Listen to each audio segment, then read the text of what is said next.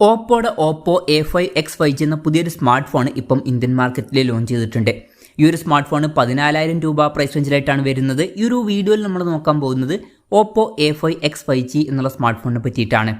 പിന്നെ വീഡിയോ തുടങ്ങുന്നതിന് മുമ്പ് പറയാനുള്ളൊരു കാര്യം എന്താ വെച്ചാൽ, ഇതുപോലെ നിങ്ങളുടെ സ്വന്തം ഫോട്ടോ അല്ലെങ്കിൽ നിങ്ങൾക്ക് ഇഷ്ടപ്പെട്ട ഡിസൈൻ പ്രിന്റ് ചെയ്തിട്ടുള്ള മൊബൈൽ കേസുകൾ അഫോർഡബിൾ ആയിട്ടുള്ള പ്രൈസ് റേഞ്ചിൽ വേണം എന്നുണ്ടെങ്കിൽ ഇവിടെ ഒരു വാട്സപ്പ് നമ്പർ കൊടുക്കുന്നുണ്ട്. താഴെ ഡിസ്ക്രിപ്ഷനിലും കമന്റ് ബോക്സിലും ആ ഒരു വാട്സപ്പ് നമ്പർ കാണാം, നിങ്ങൾക്ക് കോൺടാക്ട് ചെയ്യാവുന്നതാണ്. അപ്പം നമ്മൾ ആദ്യം ഫീച്ചേഴ്സും കാര്യങ്ങളൊക്കെ നോക്കുകയാണെന്നുണ്ടെങ്കിൽ ഡിസ്പ്ലേയുടെ കാര്യത്തിൽ ഓപ്പോ A5X5Gയിൽ 6.6 ഇഞ്ചിൻ്റെ HD+ ഡിസ്പ്ലേ ആണ് വരുന്നത്.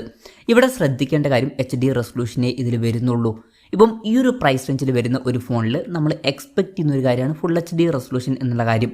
അത് ഇവിടെ മിസ്സിംഗ് ആണ്. അപ്പം ആ ഒരു കാര്യം കുറച്ച് ഡിസപ്പോയിൻറ്റിംഗ് ആണ് എന്ന് തന്നെ പറയേണ്ടി വരും. പിന്നെ LCD പാനലാണ് ഇതിൽ വരുന്നത്. ഈ ഒരു പ്രൈസ് റേഞ്ചിൽ ചില 5G ഫോണുകളിലൊക്കെ നമുക്ക് AMOLED ഡിസ്പ്ലേ തന്നെ കിട്ടുന്നുണ്ട്. ഇനി അതൊരു പ്രശ്നമായിട്ട് പറയാൻ പറ്റിയിട്ടില്ലെങ്കിലും HD റെസൊല്യൂഷൻ കുറച്ച് ഡിസപ്പോയിൻറ്റിംഗ് ആയി എന്നാണ് എനിക്ക് തോന്നിയിട്ടുള്ളത്. LCD പാനൽ വലിയ കുഴപ്പമില്ല എന്ന് പറയാവുന്നതാണ് ഈ ഒരു പ്രൈസ് റേഞ്ചിൽ. എന്നാലും AMOLED ഡിസ്പ്ലേയുമായിട്ട് വരുന്ന ഫോണിൽ വേണം എന്നുണ്ടെങ്കിൽ ഓപ്ഷനിൽ ഉണ്ടാകും. പിന്നെ പഞ്ചോൾ ഡിസൈനാണ് ഇതിൽ വരുന്നത്. പഞ്ചോൾ വരുന്ന ടോപ്പ് സെൻറ്റർ ഭാഗത്തായിട്ടാണ്. 120 ഹെർട്സിൻ്റെ റിഫ്രഷ് റേറ്റ് ഇതിൽ സപ്പോർട്ട് ചെയ്യുന്നുണ്ട്. പീക്ക് ബ്രൈറ്റ്നസ് വരുന്നത് 1000 നിറ്റ്സ് ആണ്. അപ്പോൾ ഡിസ്പ്ലേ ഫീച്ചേഴ്സ് മൊത്തത്തിൽ നോക്കുമ്പോൾ ഈ ഒരു പ്രൈസ് റേഞ്ചിന് പറ്റിയിട്ടുള്ള ഡിസ്പ്ലേ ഫീച്ചേഴ്സ് എന്ന് പറയാൻ പറ്റില്ല. മെയിൻ ആയിട്ടുള്ള കാര്യം ഇതിൽ HD റെസൊല്യൂഷനേ വരുന്നുള്ളൂ. അത് കുറച്ച് ഡിസപ്പോയിൻറ്റിംഗ് ആണ്. പിന്നെ side mounted finger print sensor ഇതിൽ കൊടുത്തിട്ടുണ്ട്. ഫോണിൻ്റെ വെയിറ്റ് വരുന്നത് ഏകദേശം 193 ഗ്രാമാണ്. തിക്നെസ് വരുന്നത് 7.99 mm ആണ്. പിന്നെ IP65 റേറ്റിംഗ് ഇതിൽ സപ്പോർട്ട് ചെയ്യുന്നുണ്ട്. നല്ലൊരു IP റേറ്റിംഗ് ആണ് ഈ ഒരു പ്രൈസ് റേഞ്ചിൽ. അതുപോലെ തന്നെ MIL STD 810Hന്റെ സർട്ടിഫിക്കേഷൻ വരുന്നുണ്ട്. പൊതുവേ ബിൽഡ് ക്വാളിറ്റിക്ക് ലഭിക്കുന്ന സർട്ടിഫിക്കേഷനാണ്. ഈ ഒരു പ്രൈസ് റേഞ്ചിൽ അതും നല്ലൊരു കാര്യം തന്നെയാണ്. പിന്നെ ഈ ഫോണിൻ്റെ മിഡ് നൈറ്റ് ബ്ലൂ അതുപോലെ തന്നെ ലേസർ വൈറ്റ് എന്നീ കളർ വേരിയൻസ് ആണ് ഇപ്പോൾ ലോഞ്ച് ചെയ്തിരിക്കുന്നത്. ഇനി പ്രോസസ്സറിൻ്റെ കാര്യം പറയുകയാണെന്നുണ്ടെങ്കിൽ MediaTek Dimensity 6300 എന്ന പ്രോസസ്സറാണ് ഈ ഒരു സ്മാർട്ട് ഫോണിൽ വരുന്നത്.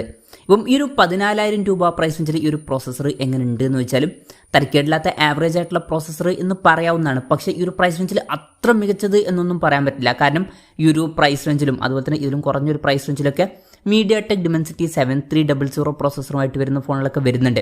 ആ ഒരു പ്രോസസ്സർ എന്ന് പറയുന്നത് ഇതിലും ബെറ്റർ ആയിട്ടുള്ള ഒരു പ്രോസസ്സറാണ്. അപ്പം നിങ്ങൾ മെയിനായിട്ട് നോക്കുന്നത് പെർഫോമൻസ്, ഗെയിമിങ് ഇതുപോലുള്ള കാര്യങ്ങളൊക്കെ ആണെന്നുണ്ടെങ്കിൽ ഇതിനേക്കാൾ ബെറ്റർ ആയിട്ടുള്ള പ്രോസസ്സറുമായിട്ട് വരുന്ന ഫോണുകൾ ഈ ഒരു പ്രൈസ് റേഞ്ചിൽ വരുന്നുണ്ട്. എന്ന് വിചാരിച്ചിട്ട് ഈ ഒരു പ്രൈസ് റേഞ്ചിൽ ഇത് മോശം പ്രോസസ്സർ എന്നല്ല. ഈ ഒരു പ്രൈസ് റേഞ്ചിൽ ആവറേജ് എന്ന് പറയാൻ പറ്റിയിട്ടുള്ള ഒരു പ്രോസസ്സറൊക്കെ തന്നെയാണ് ഈ ഒരു പ്രോസസ്സർ. അപ്പോൾ തരക്കേടില്ലാത്തൊരു പ്രോസസ്സർ കൊടുത്തിട്ടുണ്ട്. വളരെ മികച്ചത് എന്ന് പറയാൻ പറ്റില്ല എന്നേ ഉള്ളൂ ഈ ഒരു പ്രൈസ് റേഞ്ചിൽ. പിന്നെ 5G സപ്പോർട്ടും കാര്യങ്ങളൊക്കെ ഇതിൽ വരുന്നുണ്ട്. ഈ ഒരു ഫോണിൽ 4GB റാമും 128GB ഇൻറ്റേർണലുമാണ് വരുന്നത്. LPDDR4Xൻ്റെ റാമും അതുപോലെ തന്നെ UFS 2.2 സ്റ്റോറേജ് ടൈപ്പും ഇതിൽ വരുന്നുണ്ട്. മെമ്മറി എക്സ്പാൻഡ് ചെയ്യണമെന്നുണ്ടെങ്കിൽ മെമ്മറി കാർഡ് സ്ലോട്ട് ഇതിൽ കൊടുത്തിട്ടുണ്ട്. പിന്നെ വെർച്വൽ റാം എന്നുള്ള ഫീച്ചർ ഇതിൽ വരുന്നുണ്ട്. അതായത് എക്സ്ട്രാ റാം വേണ്ട സമയത്ത് ഇൻറ്റേർണൽ മെമ്മറിയിൽ നിന്ന് കുറച്ച് മെമ്മറി എടുത്തിട്ട് അത് റാമായിട്ട് യൂസ് ചെയ്യുന്നതായിരിക്കും. അങ്ങനെ 4GB റാം വരെ എക്സ്ട്രാ നമുക്ക് ലഭിക്കുന്നതായിരിക്കും. IR ബ്ലാസ്റ്റർ എന്നുള്ള ഫീച്ചർ ഈ ഫോണിൽ വരുന്നുണ്ട്. ഈ ഫോൺ റിമോട്ടൊക്കെ ആയിട്ട് യൂസ് ചെയ്യാൻ കഴിയുന്നതായിരിക്കും. പിന്നെ സിംഗിൾ സ്പീക്കറേ ഇതിൽ വരുന്നുള്ളൂ. ഈ ഒരു പ്രൈസ് റേഞ്ചിൽ വരുന്ന ഒരു ഫോണിൽ നമ്മൾ ഡ്യുവൽ സ്റ്റീരിയോ സ്പീക്കേഴ്സ് എക്സ്പെക്ട് ചെയ്യുന്നുണ്ട്. പക്ഷേ ഇതിൽ സിംഗിൾ സ്പീക്കറേ വരുന്നുള്ളൂ. സ്റ്റീരിയോ സ്പീക്കേഴ്സ് ഉണ്ടായിരുന്നെങ്കിൽ കുറച്ചും കൂടി നന്നായേനെ. പിന്നെ 3.5mm മോഡി ജാക്ക് ഈ ഫോണിൽ കൊടുത്തിട്ടുണ്ട്. Android 15 ബേസ് ആയിട്ടുള്ള കളർവൈസ് സോഫ്റ്റ്വെയർ ആണ് ഈ ഫോണിൽ വരുന്നത്. ക്യാമറയുടെ കാര്യം പറയുകയാണെന്നുണ്ടെങ്കിൽ ഫോണിൻ്റെ പിന്നിൽ 32 മെഗാപിക്സലിൻ്റെ f1.85 വരുന്ന മെയിൻ ക്യാമറ സെൻസറാണ് വരുന്നത്. പിന്നെ ഒരു AI സെൻസറും വരുന്നുണ്ട്. ഫ്രണ്ടിൽ 5 മെഗാപിക്സലിൻ്റെ f2.2 വരുന്ന സെൽഫി ക്യാമറയും വരുന്നുണ്ട്. ഫ്രണ്ടിൽ കുറച്ചും കൂടി ബെറ്റർ ആയിട്ടുള്ള ഒരു റെസൊല്യൂഷൻ കൊടുക്കായിരുന്നു. എന്തായാലും ഓൺ പേപ്പർ ക്യാമറ സ്പെസിഫിക്കേഷനും അത്ര മികച്ചത് എന്ന് പറയാൻ പറ്റില്ല, ആവറേജ് എന്നേ പറയാൻ പറ്റുള്ളൂ. പിന്നെ ബാറ്ററിയുടെ കാര്യത്തിൽ 6000 mAhന്റെ ബാറ്ററി ഇതിൽ വരുന്നുണ്ട്. വളരെ കൂടിയൊരു ബാറ്ററി കപ്പാസിറ്റി വരുന്നുണ്ട്. അത് നല്ലൊരു കാര്യമാണ്. 45 വാട്ടിൻ്റെ ഫാസ്റ്റ് ചാർജ് സപ്പോർട്ടും വരുന്നുണ്ട്. ഈ ഒരു പ്രൈസ് റേഞ്ചിൽ അത് നല്ലൊരു ചാർജിങ് സ്പീഡുമാണ്. പിന്നെ Type-C ചാർജിങ് പോർട്ടും ഇതിൽ കൊടുത്തിട്ടുണ്ട്. അപ്പോൾ നല്ലൊരു ബാറ്ററി സെറ്റപ്പ് ഇതിൽ വരുന്നുണ്ട് എന്ന് പറയാവുന്നതാണ്. അതാണ് ഈ ഫോണിൻ്റെ ഹൈലൈറ്റ് ആയിട്ടുള്ള ഒരു ഫീച്ചർ എന്ന് പറയുന്നത്. പിന്നെ ബാറ്ററിയുടെ കാര്യത്തിൽ ഈ ഒരു ഫോണിന് കോമ്പറ്റീഷനായിട്ട് iQOO Z10X എന്ന സ്മാർട്ട് ഫോൺ 13,500 രൂപ പ്രൈസ് റേഞ്ചിൽ വരുന്നുണ്ട്. അതിലാണെങ്കിൽ കുറച്ചും കൂടി ബെറ്റർ ആയിട്ടുള്ള 6500 mAhന്റെ ബാറ്ററി പിന്നെ 44 വാട്ടിൻ്റെ ഫാസ്റ്റ് ചാർജ് സപ്പോർട്ടൊക്കെ നമുക്ക് ലഭിക്കുന്നുണ്ട്.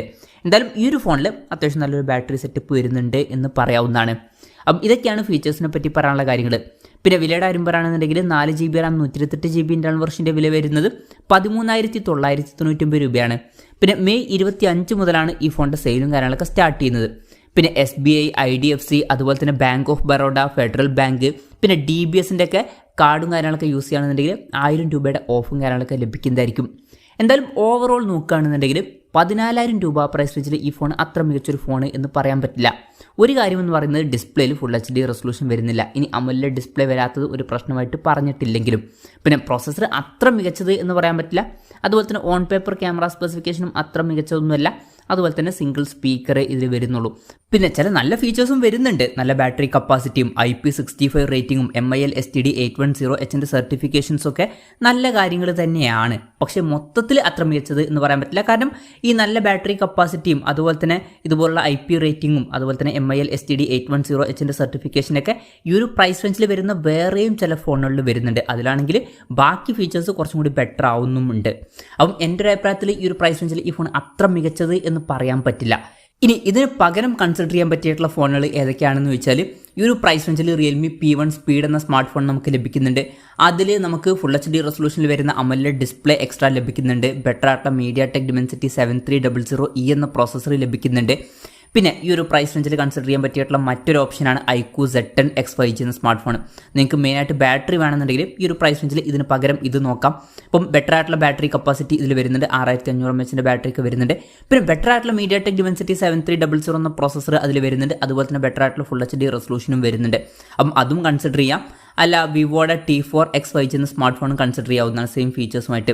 അല്ലാന്നുണ്ടെങ്കിൽ CMF ഫോൺ 1 ഈ ഒരു പ്രൈസ് റേഞ്ചിൽ വരുന്നുണ്ട്. അതിലോട്ട് വരുമ്പം നമുക്ക് AMOLED ഡിസ്പ്ലേയും ഫുൾ HD റെസൊല്യൂഷനും ലഭിക്കുന്നുണ്ട്. ബെറ്റർ ആയിട്ടുള്ള MediaTek Dimensity 7300 എന്ന പ്രോസസ്സർ വരുന്നുണ്ട്. പിന്നെ ക്ലീൻ ആയിട്ടുള്ള ഒരു സോഫ്റ്റ്വെയർ എക്സ്പീരിയൻസും ലഭിക്കുന്നതായിരിക്കും. ഇത് മാത്രമല്ല വേറെയും ഫോണുകൾ വരുന്നുണ്ട്. ഇപ്പം പോക്കോ M7 Pro പോലുള്ള ഫോണുകൾ വരുന്നുണ്ട്. ഇതിലും കുറഞ്ഞ പ്രൈസ് റേഞ്ചിൽ Redmi Note 12 5G എന്ന ഫോൺ എടുത്താലും ബെറ്റർ ആയിട്ടുള്ള ഓപ്ഷൻ ആയിരിക്കും. അപ്പം മൊത്തത്തിൽ ഈ ഒരു പ്രൈസ് റേഞ്ചിൽ ഈ ഒരു ഫോൺ അത്ര മികച്ച ഫോൺ എന്ന് പറയാൻ പറ്റില്ല. വേറെ കുറേ ഓപ്ഷൻസ് ഇപ്പം ഉണ്ട്. എന്തായാലും ഈ ഒരു ഫോണിനെ പറ്റിയിട്ടുള്ള എൻ്റെ ഒരു അഭിപ്രായം ഇതാണ്. ഈ ഒരു ഫോണിനെ പറ്റിയിട്ടുള്ള നിങ്ങളുടെ അഭിപ്രായം ജസ്റ്റ് ഒന്ന് കമൻറ്റ് ചെയ്യുക.